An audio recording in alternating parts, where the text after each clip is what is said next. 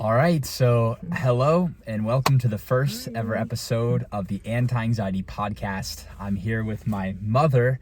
I figured this would be a great way to start this show with the person that's helped me start my life, literally. So this is my mother, Karen, and our big question on the show here is, how can we overcome fear, anxiety, and negative emotions and transform and become our best, most awesome, loving versions of ourselves in the fastest time possible? So that's the main question. And hello, Mom. It's good to have you. Hello, son. Thank you for doing the show with me. I appreciate it. Thank you for having me Absolutely. So participate. absolutely. So what I guess to start off this show, there's a lot of cool things that you do in terms of overcoming anxiety and helping other people with that. And when I speak of that, most specifically, I'm talking about the healing work that you do. Because you're an energy healer, right? Correct. Specifically known as healing touch, right? Yes. So, and my mother's been a worker in the medical field for nearly 40 years, right?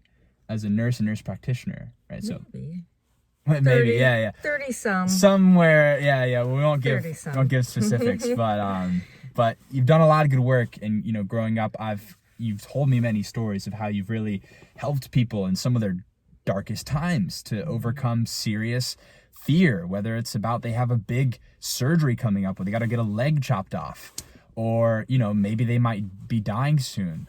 So yeah, I want to throw it over to you. Like, how would you describe the work that you do to help people overcome that fear and become their best selves? Well, a little bit about the energy work that I do. It's a mind, body, spirit modality. I describe it to my patients as human beings, we're very complicated. We're more than just our physical bodies, which we tend to focus on in the medical model. And we have emotions, we have our thoughts, and we have a spiritual side. So somehow this work addresses all of that. So it works for healing on all sorts of those levels. I don't really need to understand or focus or intend for a certain thing to happen. That's part of the secret of the work. You place your intention for the patient's highest good. And then you just trust the right thing is being done. But it works beautifully for anybody that's suffering from anxiety.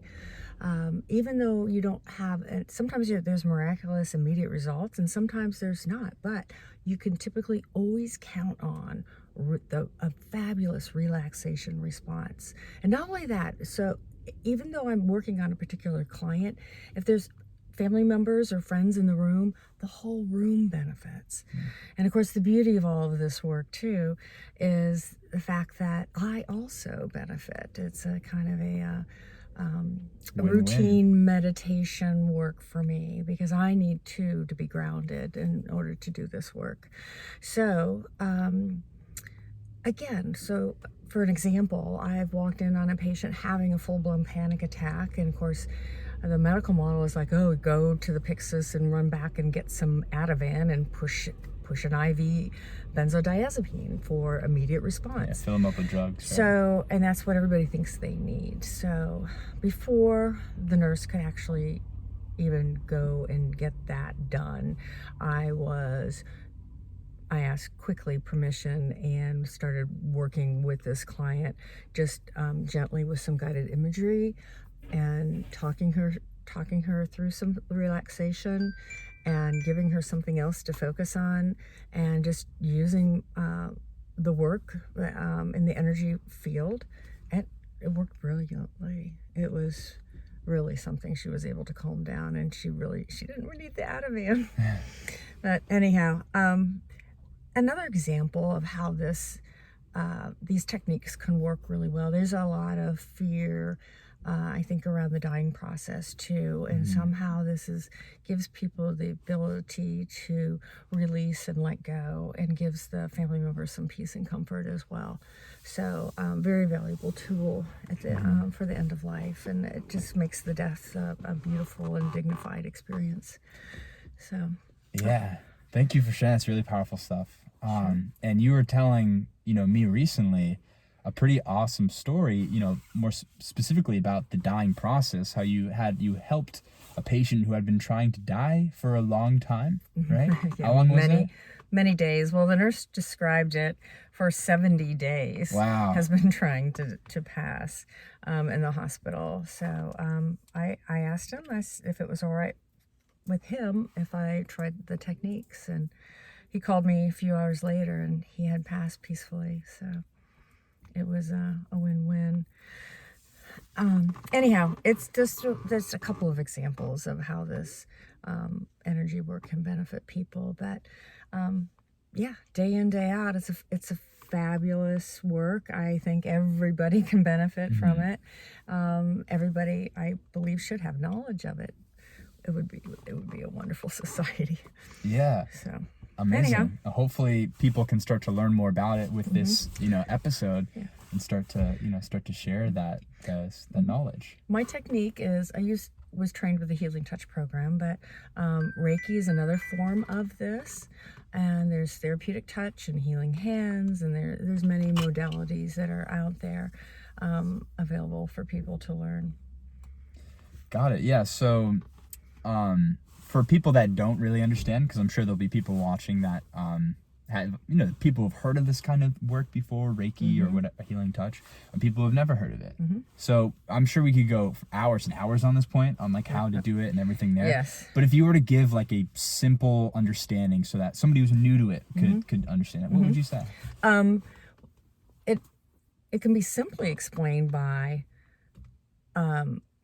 I ground myself, and I do that by sending roots down into the Mother Earth out of my legs and feet, and get anchored really solidly there. And then I shoot up through my crown chakra, a white light up to the universe, to God, to the heavens, and it's the reason why we're all connected. And that provides like a tether for the human being. And do that visual. That's the way I ground. The next thing is state your intention for the person's highest good, and then you do the techniques and you can follow your intuition and move what doesn't feel quite right, and work to balance the human energy field to allow it to heal itself. And then when I'm done, I'm thankful, and I give thanks, and then I break my way out of the person's energy field gently. Awesome. And allow them to come around on their own. Great. And how did you stumble upon this practice? What was that story? That was a series of events, but I knew I needed to learn more about it after I was given a vision.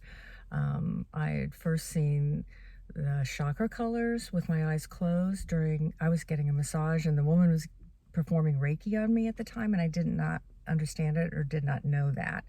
But I learned later on that the colors I was seeing, the vibrant colors with my eyes closed, were related to the chakras that she was working in. And then I was given a symbol of the universal man, and that to me meant health and wellness. So somehow I knew I needed to learn more about these techniques, and I knew some of the nurses at the hospital that were actually performing them.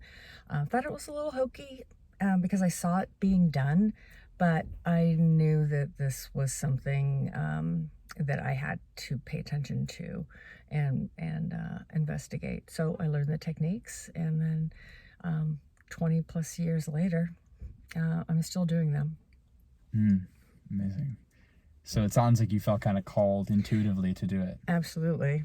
Absolutely. It wasn't my first vision. I have learned that I cannot pay attention to them. So yes, I think we all have that ability to tap into our higher power if we can learn to meditate and get into a quiet space. And from what I understand, it's from what I think I've heard you say before, it's not that you necessarily are blessed with certain gifts that other people can't develop. Maybe it comes easier to you, but I think you're in the belief that this is a practice that anybody can start to apply. That's correct. It's not, a lot of people think I have a special talent, but I believe anyone can perform the techniques, and even if you can't feel anything, and even if you're not sensitive to like the energy fields around people, it doesn't matter. I kind of liken it to a Nike commercial. Just do it. If you do the techniques, it will work. Just do it. Awesome. Just do the techniques. Yes, and it's a wonderful practice for myself, my own personal meditation practice, and also doing something good for others. Yeah, a way for you to serve. It's Absolutely. Wonderful. And what have been some of the more miraculous experiences that you've had? You mentioned a couple, but is there anything that stands out? Yes, I have many stories. One was remarkable. One of my first patients that I got my nerve up to work on, and in retrospect, it probably wasn't accidental. He was a bilateral amputee who suffered from chronic pain, and so I asked permission to try something a little unusual, something that might help him, and he said sure. So, and this was before I was formally trained. I had an idea, and I just followed the basic steps: ground, state my intention, do the techniques, and that's exactly what I did. I could actually feel discrepancy in his energy field around his stumps on both sides. So I just worked to move it away. And after I was done and stepped away from and broke the energy field from the patient, he told me that he could feel me drawing the pain out of his body, and he was so I don't know how to describe it. He was just ecstatic. He was so happy. He said he was almost, he did say to me, he's like, "Oh my gosh, you have a gift from God. I can't believe this." And he too, at the time, believed it a miracle. Of course, I'm thinking, whatever, he'll call for his Percocet any time now, but he never did. And anyhow, it wasn't by accident. I think that miraculous event happened to probably just get my attention and to keep on going. And anyhow, after that, I worked on a pharmacist. She had a migraine headache, and it took a few minutes, took her pain away, and it just went from there. Post-op nausea.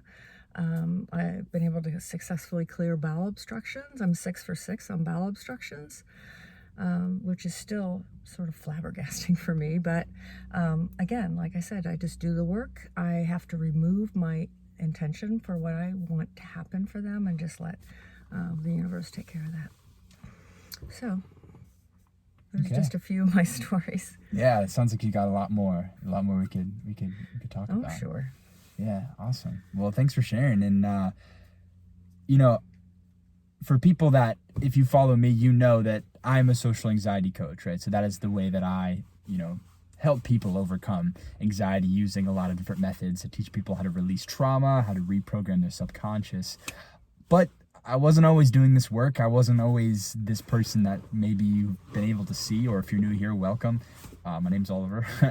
And I wanted to really get your perspective, Mom, because you're my mother and you've been around my life for the whole journey. And, if you could talk a little bit about what it's been like to, from your perspective, to see my journey. Because, when I was young, young child, I probably wasn't a very anxious person. But then I, after a series of events, I was in a pretty dark place. I was very anxiety ridden and really, really, not the best. And then I've since been able to turn a new leaf, in a way of speaking. So what was that like for you? And can you speak a bit about that? Sure, I'd love to. My son now is more like the child that I knew that he was. And again, he did talk about a dark period, but Oliver was a delight as a child. You could tell he was intelligent, extremely articulate at a very early age. He was inquisitive. He adventurous, creative, willing to take risks. I mean, at some point in time, I was like afraid to put him in certain settings because he would just, fall off a cliff, or even in a store, like a furniture store, he was crawling up on the tops of the bunk beds and upsetting all the customers. And I'm like, oh my God, there was only so much I could do to control this child. But, even his older brother would say, Mommy, why is Christian Oliver so dangerous? But he did talk about having a zest for life and being fearless. And anyhow, he was a delight to be a part of his life and mothering. And then sadly, around 10 years old, his brother was tragically killed, and that it changed all of our lives. And also it started my son's probably depression. I don't know what else to say other than, he must have felt somehow responsible being of that age and not really fully understanding all of that. And also, as both of his parents grieving, he's doing his own grief. I mean, it's very complicated. And also just figuring out how to be, a family of just the two of us, without his brother. Anyhow, as I pulled through my grief, my son was, entering those difficult adolescent years and teenage years, and it just continued to send him on a downward spiral. There was nothing I could do. Very frustrating. He was shut down. He wouldn't talk to me. I knew he was creating a lot of this on his own, and no, Mom, you don't understand. Nobody likes me. And he was full of self-loathing. Again, I couldn't reach him. And it was really difficult for me to sit back and watch him go through his own journey. I really believed in the end he would pull through, but I'll tell you what, it was tough watching it. Anyhow, somewhere along the line, as a young man, he started doing some experimenting and delving into the self-help groups, and he managed to pull himself out. And he's also very dedicated and inspired to help others through his own experience in the techniques he's learned as a life coach, and the success he's had with others. It just has been empowering for him, and he's so dedicated as far as getting out there too, as a just wanting to help others that have been in similar situations. So it's been quite a journey to watch my son come full circle, but yeah, and it's wonderful to see that I've got my boy back. Got that childlike wonderful nature, because his mom has it. I'm not growing up ever. Yeah, it's a good lesson right there. But yeah, speaking a little bit more about that kind of dark period that I was in, I think for a lot of, the clients that I work with or people that I tell about my transformation, there's a little bit of skepticism that I get from people, because they kind of almost don't believe me that I was in that negative space, because I can be so happy and positive and confident now. And I was actually really socially anxious. I don't know how much you saw of that, but you mentioned that kind of self-talk. I felt like nobody liked me. They all hate me. You don't understand, Mom. And I was even, I was suicidal at the time for a good stretch there. I was very, in an unhappy place. And I knew it was dark. I'm not sure I knew about that, but yeah. Yeah, well, I guess it's a discovery here, but yeah, it was tough, and being able to bring myself out of that, it took a lot of work, right? And I did a lot of the things that, I guess most people recommend, like therapy, trying medication, stuff like that, didn't really work for me myself. But, because I was in such a painful place, I was totally determined to do whatever it took to change that, because I had an awakening moment, and I realized, man, I am causing this. I am creating my own problems, kind of like what you were saying. Oh, yeah. And as we all do. Yeah. And I was forced to take responsibility over that. And so I became obsessed with self-help, and I tried everything I could find to to feel good on the inside, as simple as that, was, able to discover a lot of stuff that works, a lot of stuff that doesn't work, and, compile that together. But really learning how to dive into that traumatic, experiences we have, and letting go of that and not letting that run our lives, being free from that and being able to create our reality the way we want it to be, like losing Ian, my brother, that's obviously a traumatic experience. And, that was something I really had to face and to work through. So I appreciate that. And what is it, what was it like, for you to kind of see me come back to, I guess you say, having your boy back? Like, what was that like for you? Relief, knowing that, he really has pulled himself out of that dark period. The coaching I got, Karen, don't worry, keep being a mom, you're doing everything right. And just, he's going to pull through it. I had a lot of support, a lot of people I had to rely on to help me watch this child go through this child that I could not reach. And I had to trust his own journey. And, so, yes, life's changing. I mean, what is it, any parent, what do we want best for our children? To be happy. And he's pulled himself out, and he's there. He got happy. Incredible. Thank you. I'm very proud of you, son. Appreciate that, Mom. Thank you. I love you. I love you too. And so I want to transition a little bit here and talk about some intimate stuff, some of what's going on in your life right now, if you're okay with that, with the whole diagnosis, if you're open to, Sure. Yeah. Completely forgot about it. Yeah, you're good about that. I stumbled onto a little breast cancer. It was, wow, I kind of knew something wasn't quite right. And anyhow, instead of ignoring it, I went and did the follow-up care, and it was cancer. And it's kind of like a scary thing, but as an energy worker and a healer, I knew better to make a big deal about this, because I'm going to take care of it. And sure, you can doom and gloom and create all kinds of, havoc for yourself, or you can energetically take the higher vibration road approach to it all. And I'm already visualizing and knowing that I'm cancer free. So it's just a little blip, a little something I'm going to have to go through. I'll take it out and I'll do the follow-up necessary treatment. But I'll get beyond it, and it'll be just a nothing. Yeah. I've been very impressed by your mindset about that whole thing, because I think when it comes to cancer, that's something that a lot of people take really hard, Right, most people, exactly. They're like, oh my God, my life.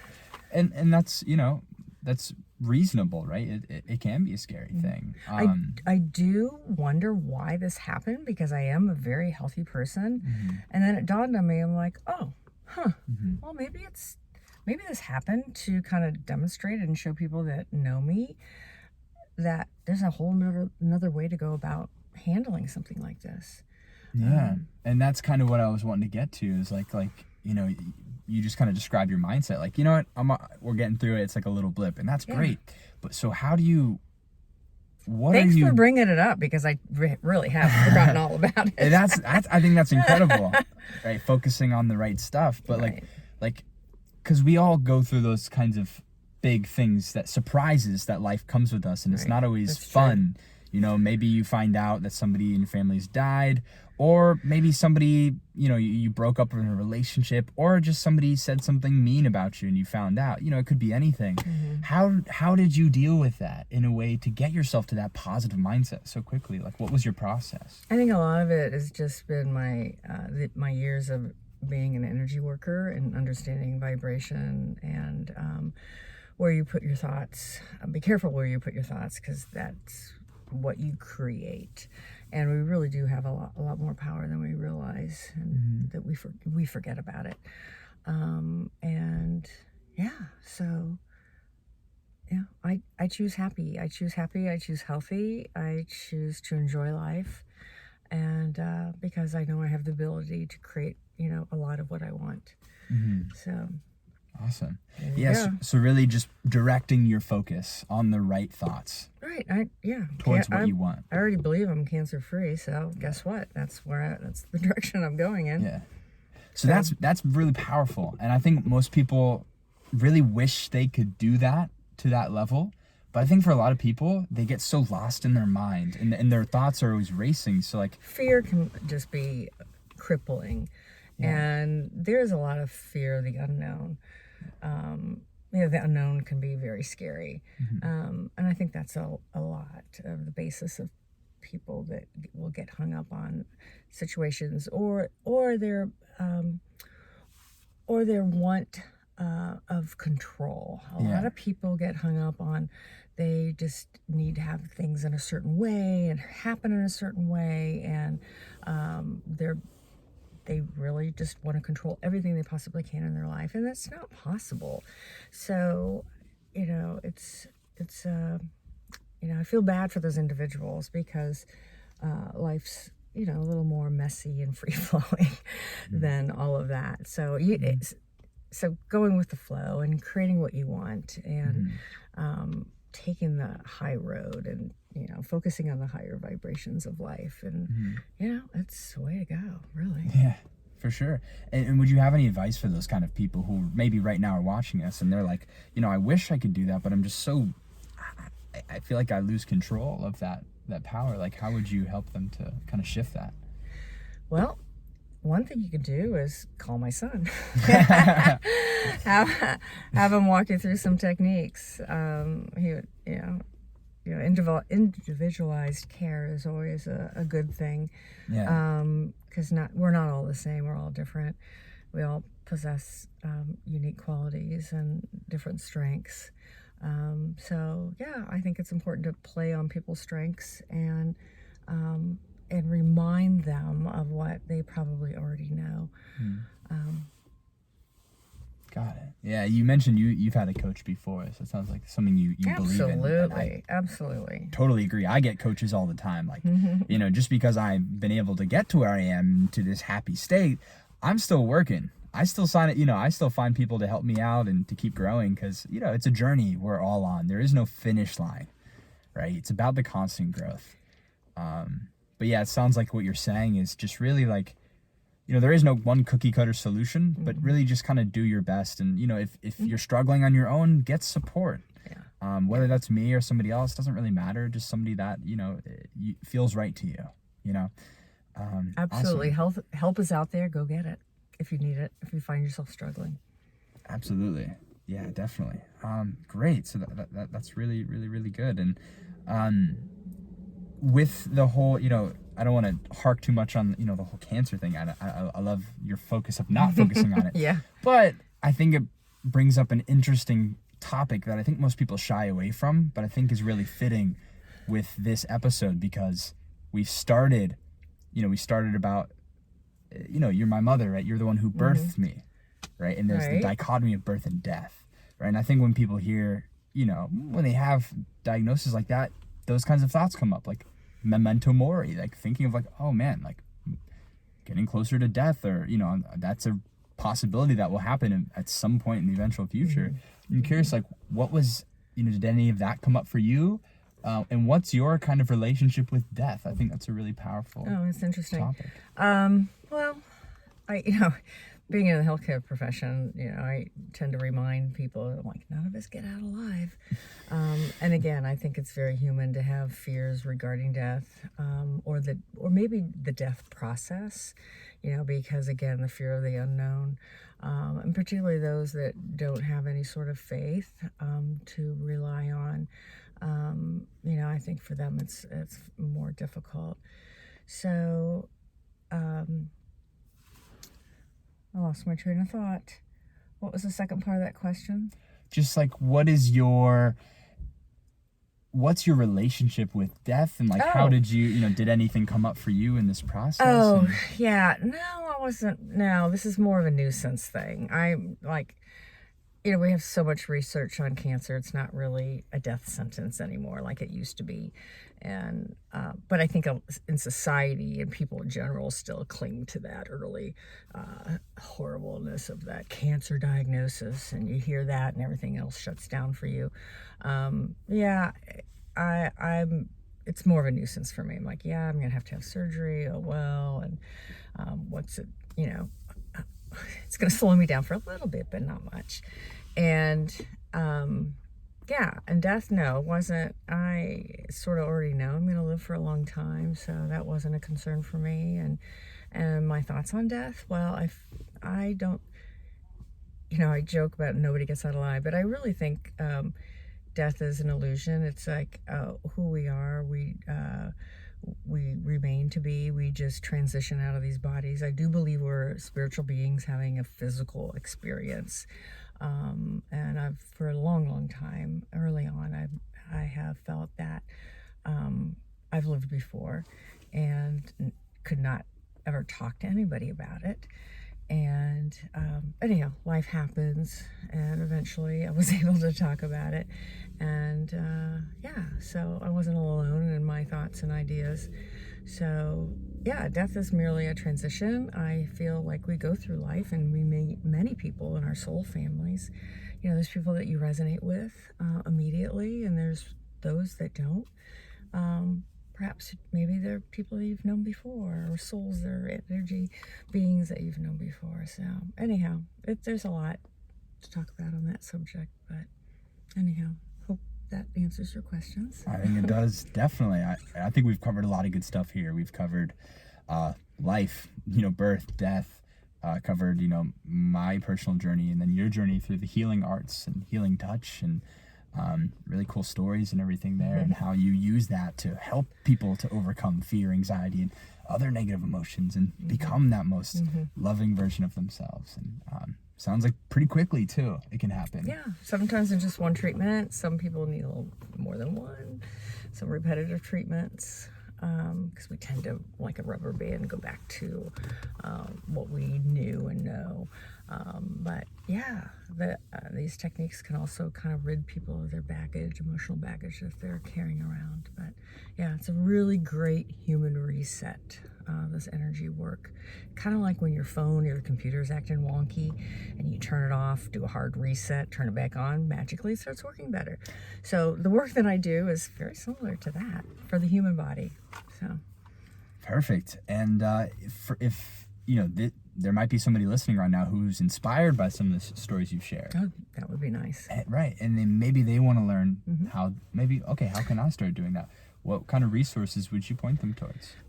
Not that this is a commercial, but you can get online for Healing Touch Program. It's online. You can look it up. Reiki is another form.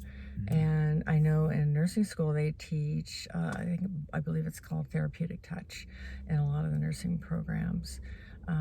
Just anything out there, anything specific you'd recommend? Like I know there's one book you've shown to me before. I just didn't know if there's anything specific. Oh, there's many books that are in the coursework of the energy healing programs, but the one I trained with is the Healing Touch program. So okay. I highly recommend it. And I know there's a lot of good Reiki practitioners out there too as well. So okay, awesome. Well, is there anything else that you wanted to speak on before we wrap up here? I think this has been quite an awesome first episode. Is there anything, or feel good? Mother and son duo. No, I can't. I have talked about a lot of things. You brought a lot out of me, son. Good, yeah. You're quite the interviewer. Thank you. That was the hope. And I hope you watching, whoever may be watching this, I hope you got some value out of this. Got to see a little bit into my life, on an intimate level, and my wonderful mother. Her name is Karen, and she's not the Karen in the memes. She's she's the good kind. Yeah, I'm not that. She's the good kind. And I'm changing that vibration too.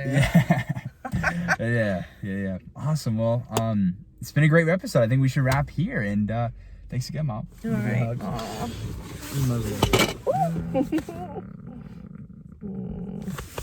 Thank you, All right. everybody, for watching. Thanks. Till the next Bye. one.